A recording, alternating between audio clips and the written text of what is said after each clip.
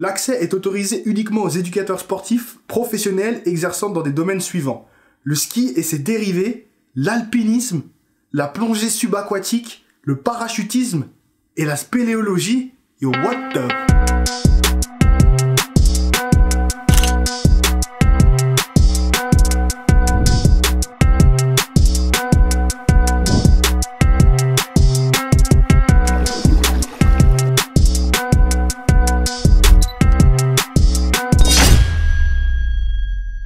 Hello tout le monde, c'est Hugo, et c'est vrai qu'avec la fermeture des salles et mon opération, ça fait longtemps qu'on s'était pas vu pour une vidéo d'entraînement. Mais si vous me suivez sur Instagram, vous savez déjà que ça fait à peu près 2 semaines que je suis retourné à la salle, et du coup dans cette vidéo, je voudrais vous montrer à quoi ressemble mon entraînement post-opération. Donc en ce moment, j'essaie de m'entraîner 4 fois par semaine, et j'alterne mes séances entre un focus squat et un focus soulevé de terre. Pas de bench parce que mon poignet a pas encore récupéré à 100% et je préfère pas prendre de risques là-dessus. Si vous avez vraiment aucune idée de quoi je parle, je vous mets un petit lien sur la vidéo que j'ai faite sur mon opération suite à ma tendinite. La tendinite, c'est une blessure qui est assez commune chez les go muscu, donc je pense que ça peut aider certains d'entre vous qui sont déjà passés par là ou qui passeront éventuellement par là, même si je vous le souhaite pas. Donc en général, je commence toujours mon premier jour de la semaine par du squat en safety squat bar série longue. Pourquoi en série longue? C'est parce que tout simplement d'habitude je programme mon volume en début de semaine, et aussi parce que je cherche à reconstituer ma capacité de travail. Je l'ai déjà dit dans plusieurs vidéos, mais quand vous reprenez la salle après une longue période sans s'entraîner, en général ce qui a le plus souffert c'est votre capacité à enchaîner du volume, à enchaîner les séances. Donc en travaillant en série longue avec des charges relativement légères, ça permet de reconstituer le peu de cardio de powerlifter que vous avez, et puis de vous permettre de préparer votre corps, enchaîner les séances plus dures qui viendront par la suite quand vous allez augmenter l'intensité. Ça permet aussi de se focus sur la technique et d'enchaîner des bonnes répétitions qualitatives pour vous réhabituer à exécuter le mouvement si vous êtes vraiment arrêté pendant une longue période. En jour 2, du coup, on alterne sur du soulevé de terre. Là encore, je suis vraiment limité par ma poigne. Je veux vraiment pas prendre beaucoup parce que je veux pas prendre de risque de serrer mon poignet autour de la barre,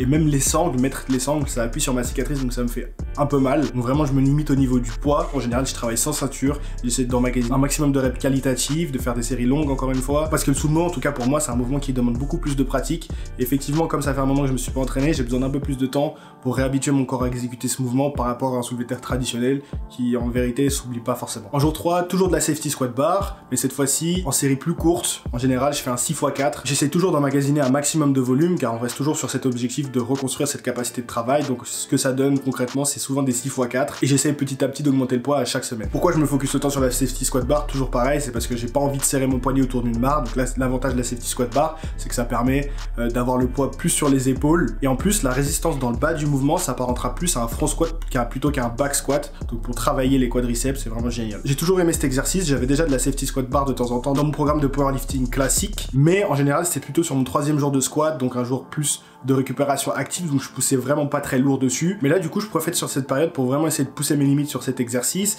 et j'ai fait quelques PR la semaine dernière. Je pense que j'ai fait un 3x8 à 100 kg sur le safety squat bar, donc c'est un petit PR, on prend quand même, et j'ai hâte de voir dans les semaines prochaines jusqu'où on peut pousser la safety squat bar. Ensuite pour mon dernier jour, on repasse sur du soulevé de terre, et là en général je suis sur du pose deadlift avec la ceinture. Donc il me semble que cette semaine je suis monté jusqu'à 140 kg. Honnêtement j'avais largement plus, mais encore une fois pour des soucis de poigne, je pense que je serais vraiment bête de forcer maintenant sur mon soulevé de terre alors que je suis toujours en phase de cicatrisation. Franchement ça vaut pas le coup de foirer tous les résultats de l'opération pour flatter mon ego de lifter. Qu'en est-il des exercices d'assistance dans tout ça? Et ben je vous avoue que pour l'instant les exercices d'assistance je les fais un peu au feeling. En général mes séances ça ressemble à du full body. Une fois que j'ai fini mon exercice de squat ou le soulevé de terre, en général mon objectif c'est d'avoir un voire 2 exercices de dos, un exercice de pec et un exercice d'épaule. Je reste assez limité dans le sens où, toujours pareil, avec mon poignet, je peux pas forcément faire tous les exercices que je voudrais au niveau du corps. Donc ce que j'arrive à faire, c'est des tractions en prise hook. Je mets un élastique pour vraiment pas avoir tout le poids de mon corps à soulever, parce qu'encore une fois, je veux pas vraiment forcer sur mon poignet. Je fais beaucoup d'exercices de tirage également, toujours en prise hook. C'est des exercices que je supporte bien. Et puis après, pour les pecs, j'évite le coucher. Donc, du coup, ce qui me reste, c'est plutôt les écarter à la machine,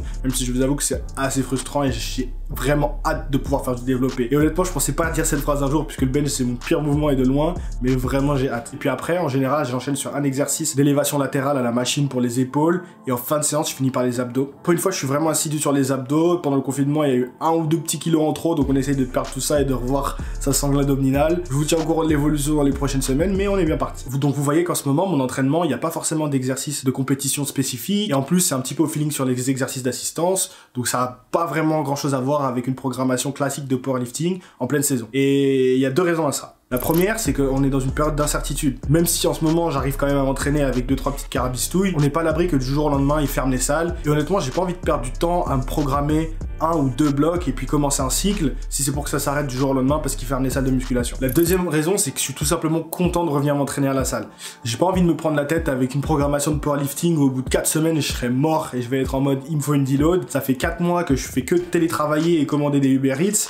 Donc là, maintenant que je peux retourner à la salle, j'ai juste envie de profiter, de retrouver ce plaisir que j'avais à m'entraîner et de vraiment faire les exercices qui me passent par la tête. Alors, effectivement, j'ai toujours du safety squat bar, donc qui est un peu plus spécifique pour le powerlifting et du soulevé de terre parce qu'il faut quand même que je progresse sur ces mouvements-là. Mais à côté de ça, j'aime vraiment cette flexibilité de pouvoir me dire que une fois que j'ai fini mes exercices de squat et de soulevé de terre, et ben je peux faire un petit peu ce que je veux, me concentrer sur les mouvements que j'ai envie de faire sur ce jour-là et vraiment renouer avec cette sensation et ce plaisir et ce kiff qu'on a tous de s'entraîner. Évidemment, je prends quand même des notes sur mon application Strong pour garder une trace de ma progression et m'assurer que chaque semaine, je suis bien et bien en train de progresser et de rajouter du poids sur les exercices que j'ai choisi de faire. Si vous avez aucune idée de ce qu'est Strong, je vous mets un petit lien dans les fiches, j'ai fait une vidéo sur cette application qui franchement va changer votre manière de s'entraîner. Donc on arrive à la fin de cette vidéo, ça faisait longtemps que j'avais pas partagé de séances d'entraînement ici, donc ça fait plaisir de vous montrer un petit peu ce que je fais. Dites-moi quand vous avez repris, est-ce que vous êtes parti sur une programmation de powerlifting classique ou si vous êtes comme moi, vous êtes juste content de vous entraîner, vous allez un petit peu au freestyle. Et pour ceux qui seraient intéressés de savoir la manière dont je programme en saison de powerlifting classique,